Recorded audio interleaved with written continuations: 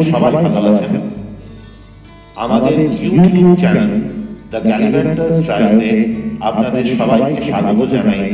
সুস্মিতা, মৌত্রিষা ও আমি তীর্থঙ্কর।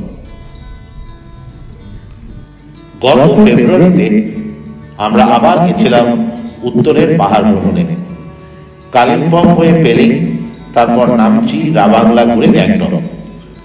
ছাঙ্গুলি ও নাথুলা যাওয়ার পরিকল্পনা থাকলেও দুর্ভাগ্যবশত আমরা গ্যাংটক পৌঁছানোর দিনই খারাপ আবহাওয়ার কারণে নাথুলার রাস্তা বন্ধ হয়ে যায়। তাই তার পরিবর্তে গ্যাংটক লোকাল সাইটসিইং এর অপশন বেছে নিতে হয় আমাদের। হাওড়া থেকে 22301 আপ বন্দে ভারত এক্সপ্রেসে চেপে প্রথমে আমরা পৌঁছলাম এনজেপি স্টেশনে। শিলিগুড়ি ক্যাব সার্ভিসের সাথে পূর্ব নির্ধারিত চুক্তি অনুযায়ী একটি টাটা নেক্সন গাড়ি নিয়ে চালক সুশান্ত অপেক্ষা করছিল স্টেশনের বাইরে। এই গাড়িটি ছিল এবারে আমাদের আগামী কয়েকদিনের গোটা পাহাড় ভ্রমণের সঙ্গী। তবে চলুন যাওয়া যাক কালিম্পং।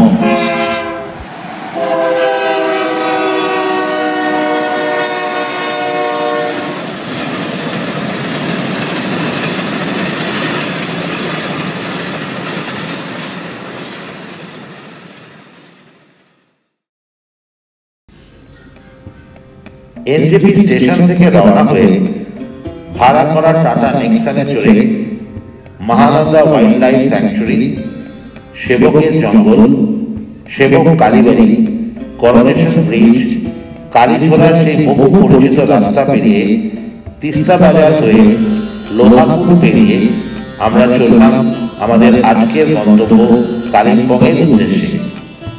মাঝে সেবকে গৌতম রিভারভিউ রেস্টুরেন্টে লাঞ্চ ছেড়ে নিয়েছিলাম আমরা। সমতল থেকে পাহাড়ে ওঠার এই যাত্রাই একটি অ্যাডভেঞ্চার। আঁকাবাঁকা রাস্তাগুলি ক্রমশ পরিবর্তিত ভূদৃশ্যের আভাস দেয়। যত উপরে উঠছিলাম ভূদৃশ্য পরিবর্তিত হচ্ছিল।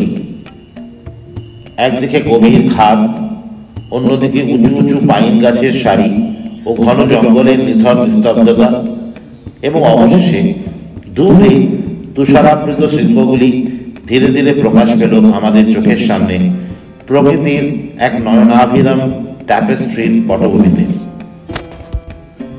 পাহাড়ের রাস্তায় প্রতিটি মাইল অতিক্রম করার সাথে সাথে নৈসর্গিক সৌন্দর্যের নতুন নতুন পরিদৃশ্য উন্মোচিত হবার প্রত্যাশা বৃদ্ধি পাচ্ছিল এবং পাহাড়ের গন্তব্যে পৌঁছানোর উত্তেজনাপূর্ণ এবং প্রশান্তিদায়ক অনুভূতি আমাদের অভিভূত করেছিল।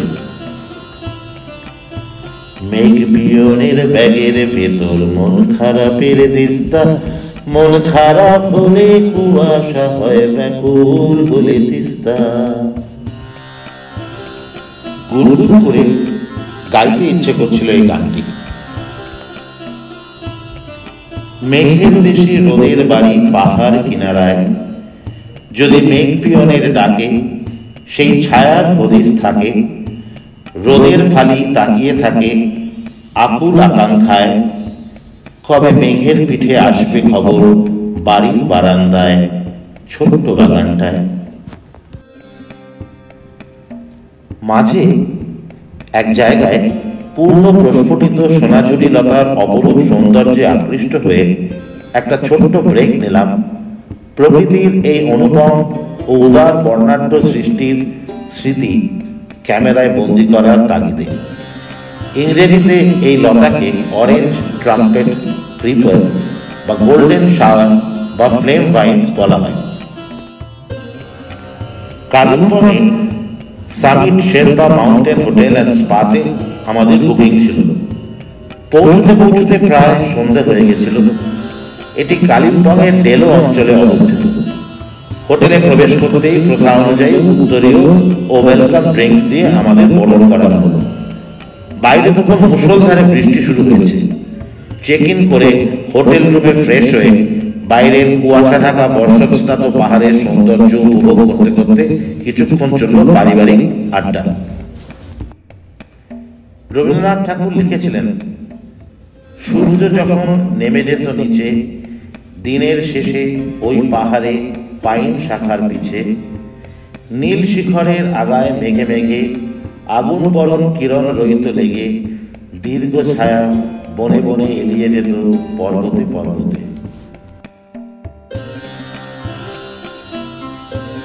পরদিন সকাল সকাল হোটেলে ব্রেকফাস্ট সেরে আমরা বেরোলাম সেদিনের পূর্ব নির্ধারিত দ্রষ্টব্য স্থানগুলোর উদ্দেশ্যে।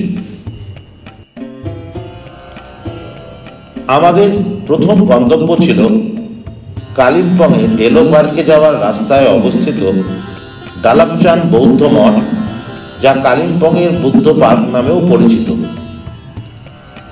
এটি ডালাপচান রিচ রিজার্ভ ফরেস্টে অবস্থিত একটি শান্তিপূর্ণ এবং সুন্দর ধর্মীয় স্থান। আবহাওয়া অনুকূল থাকলে আর আকাশ পরিষ্কার মেঘমুক্ত থাকলে এখান থেকে কাঞ্চনজঙ্ঘার অপূর্ব দৃশ্য উপভোগ করা যায়। এই মঠের শান্ত পরিবেশ, বাতাসে ওড়া প্রার্থনা পতাকা এবং প্রকৃতির অপরূপ সুন্দর আবহ এটিকে একটি অনন্য দ্রষ্টব্য স্থান করে তুলেছে। এখানে একটি বুদ্ধ মূর্তির সাথে আরও একটি মূর্তি রয়েছে, যা সম্ভবত গুরু পদ্মসম্ভবার, যিনি গুরু রিনপোচে নামেও পরিচিত। ইনি কিংবদন্তি ভারতীয় বৌদ্ধ বজ্রাচার্য, যিনি তিব্বতে তান্ত্রিক বৌদ্ধ ধর্মের প্রবর্তন করেছিলেন এবং সেখানে প্রথম বৌদ্ধ বিহার প্রতিষ্ঠার কৃতিত্ব তাকেই দেওয়া হয়।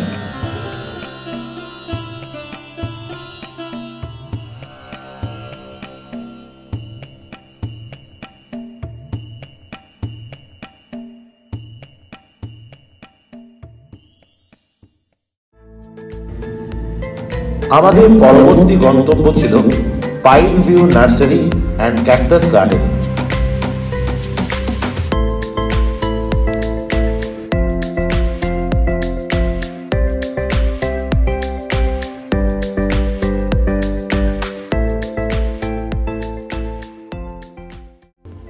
এই নার্সারিটিতে বিভিন্ন ধরনের বিদেশি ক্যাকটাস এবং পাহাড়ি গাছপালা প্রদর্শিত। এই জায়গায় 40 বছর ধরে সারা বিশ্ব থেকে সংগ্রহ করা প্রায় 1500 প্রজাতির ক্যাকটাস সযত্নে লালিত। এখানে প্রদর্শিত ক্যাকটাসের আকার, আকৃতি এবং রং সত্যি অসাধারণ।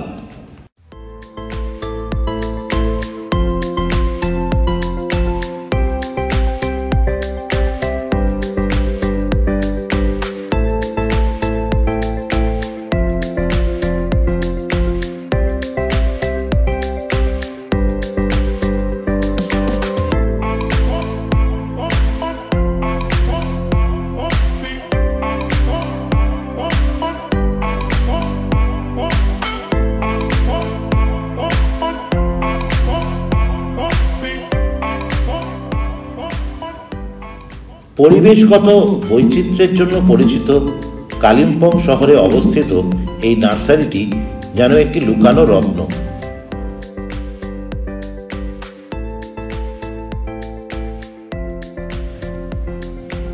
ঘন অরণ্যের নিবিড় সান্নিধ্যে প্রকৃতির মনোরম পরিবেশে অবস্থিত এই নার্সারিটি দর্শনার্থীদের জন্য একটি শান্তিপূর্ণ এবং মনোরম পরিবেশ প্রদান করে।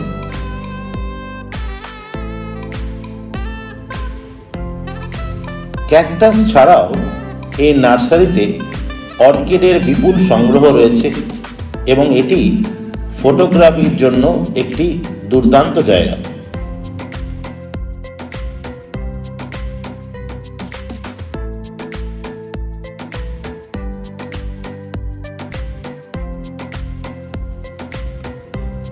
এই নার্সারিটিতে দর্শনার্থীদের জন্য প্রাকৃতিক সৌন্দর্য উপভোগ করার, বিভিন্ন ক্যাকটাস প্রজাতি সম্পর্কে জ্ঞানার্জন করার, এমনকি গাছপালা বা বীজ কেনার সুযোগও রয়েছে।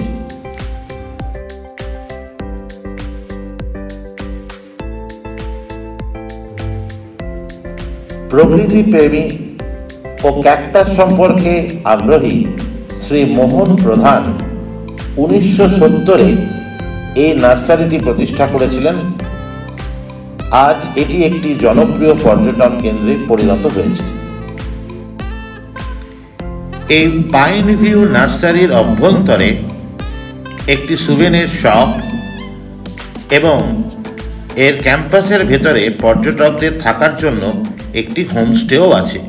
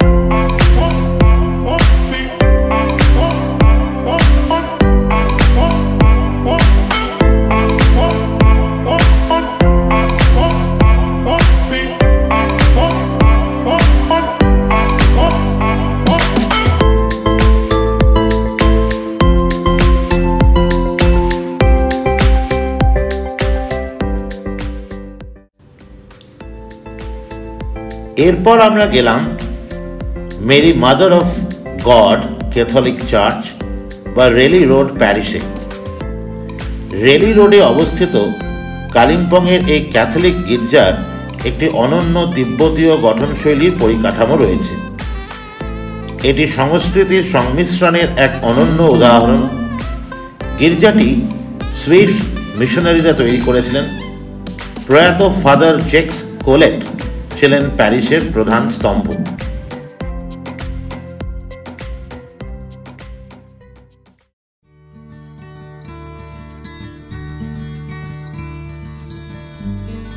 এরপর আমরা গেলাম কালিম্পংয়ের প্রধান আকর্ষণ ডেলো পাহাড়ের উপর অবস্থিত ডেলো পার্কে। ডেলো পার্ক কালিম্পংয়ের সবচেয়ে সুন্দর এবং প্রশস্ত পার্কগুলির মধ্যে একটি। ডেলো পাহাড়ের চূড়ায় অবস্থিত এই পার্কটি, এখানে প্রকৃতির মনোরম দৃশ্য, শান্তিপূর্ণ পরিবেশ এবং দর্শনার্থীদের বিশ্রামের জন্য একটি সুবিশাল খোলা জায়গা রয়েছে। পার্কের ভেতরে ঢুকে প্রথমেই যে জিনিসটি নজর কাড়ে তা হল বিশাল সযত্নে সংরক্ষিত সবুজ লন।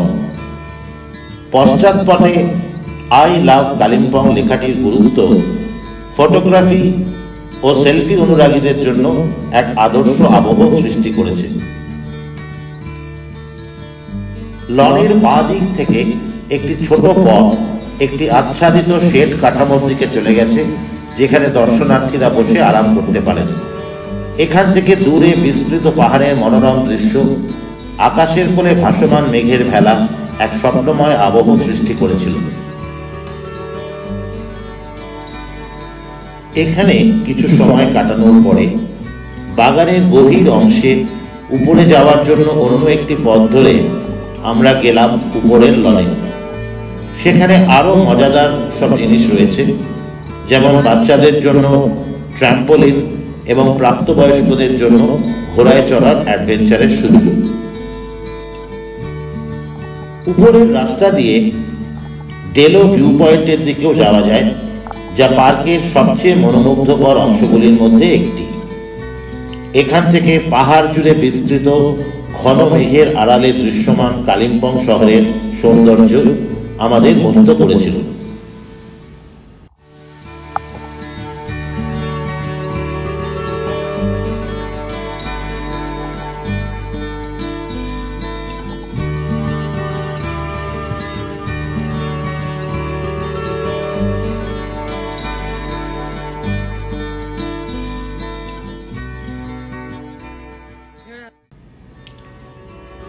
ডেলো পার্কে বেশ কিছুক্ষণ সময় কাটিয়ে আমরা বেরোলাম দূরবীন দ্বারা ভিউ পয়েন্টের উদ্দেশ্যে। পথে একটি স্থানীয় ভোজনালয়ে লাঞ্চ সেরে নিলাম। স্থানীয় ভাষায় দূরবীন দ্বারা শব্দের অর্থ দূরবীন পাহাড় বা বাইনোকুলার হিলস। সাথে একটি দূরবীন থাকলে তা দিয়ে চারিদিকের অপরূপ নৈসর্গিক দৃশ্য দেখা যায়। এটি দুটি পাহাড়ের মধ্যে একটি, যার উপর কালিম্পং শহর অবস্থিত। এই পাহাড় থেকে কালিম্পং শহর, সিকিমের তুষারাবৃত হিমালয় পর্বতমালা, তিস্তা নদী এবং জেলেপলা গিরিপথের মনোরম দৃশ্য দেখা যায়। চূড়ার ঠিক পাশেই একটি গলফ কোর্সও রয়েছে। পাহাড়ের উপরে জাংধোক পালরি মঠ অবস্থিত, যা 1976 সালে দালাই লামা কর্তৃক প্রতিষ্ঠাপিত করা হয়েছিল।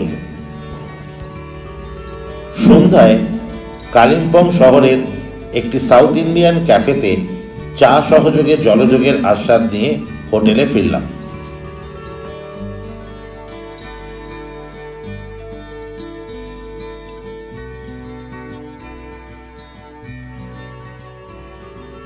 তারপর ডিনার সেরে বৃষ্টির সঙ্গীত মুখরিত আওয়াজ শুনতে শুনতে গভীর ঘুমে আচ্ছন্ন হলাম।